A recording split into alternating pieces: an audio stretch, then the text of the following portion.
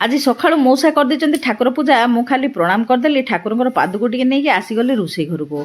आज ब्रेकफास्ट तैयारी करदेली ब्रेड चप आलू पुर देकी मुझे रेसीपीटी देवी अन्य एक सर्ट्रे मौसा को देदेली खायापी पिलानू देदेली मुझे खाईदे लगी पड़ी परियापत्र काटवे।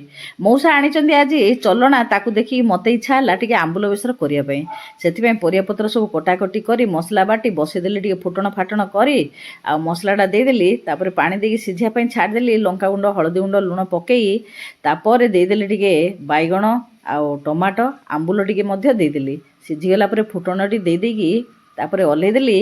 नाती केबठारु कहलानी साग चिप्स करने किंतु करनथिली नाती पलैगला मन पड़ियो सेथिपई आज बनै दूची सागर चिप्सटी।